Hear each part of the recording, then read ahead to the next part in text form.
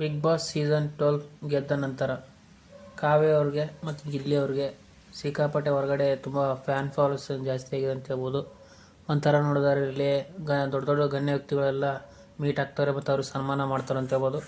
ಹೊರಗಡೆ ಬಂದು ಅಂದರೆ ಯಾವ ರೀತಿ ಸನ್ಮಾನ ಮಾಡ್ತಾರೆ ಅಂತ ತಿಳಿಸ್ಕೊಡ್ಬೋದು ಇದರಲ್ಲಿ. ಇನ್ನೊಂದು ವಿಷಯ ಏನಂತಂದ್ರೆ ಇಲ್ಲಿ ಈಗ ಮೊನ್ನೆ ಅಷ್ಟೇ ನಡೆದ ಶ್ರೀ ಸಾಯಿ ಗೋಲ್ಡ್ ಪ್ಯಾಲೇಸ್ ಓಪನಿಂಗ್ಗೆ ಹೋಗಿದ್ರಲ್ಲ ಕಾವ್ಯ ಮತ್ತು ಗಿಲ್ಲಿ ಅವರು. ಅವ್ರಿಗೆ ಒಂದಿರ ಯಾವ ರೀತಿ ಆಫರ್ ಕೊಟ್ಟಿದ್ದಾರೆ ಅಂತ ಹೇಳಿದರೆ ಇದೊಂಥರ ಕಾಮಿಡಿ ಥರ ಅನಿಸ್ಬೋದು. ನನಗಂತೂ ಸಖತ್ ಇಷ್ಟ ಆಯಿತು. ಸ್ವತಃ ಅವರಿಬ್ಬರು ಒಪ್ಕೊಂಡು ಮದುವೆಗೆ ಏನಾದರೂ ಒಪ್ಕೊಂಡ್ರೆ ಶ್ರೀ ಸಾಯಿ ಗೋಲ್ಡ್ ಪ್ಯಾಲೇಸ್ ಅವರು ಅಂದರೆ ಚಿನ್ನದ ಸರ ಇರ್ತಾರೆ, ತಾಳಿ ಸರ, ಅದನ್ನು ಪೂರ್ತಿ ಅವರೇ ಮಾಡಿಸ್ಕೊಡ್ತಾರಂತೆ. ಈ ಥರ ಆಫರ್ ಕೊಟ್ಟಿದ್ದಾರೆ ಅಂತ ಹೇಳ್ಬೋದು. ಒಟ್ಟು 6 ಜನ ಹೋಗಿದ್ರಲ್ಲಿ, ಆದರೆ ಮಾತ್ರ ಇಬ್ಬರಿಗೆ ಮಾತ್ರ ಆಫರ್ ಕೊಟ್ಟಿದ್ದಾರೆ ಅಂತ ಹೇಳ್ಬೋದು.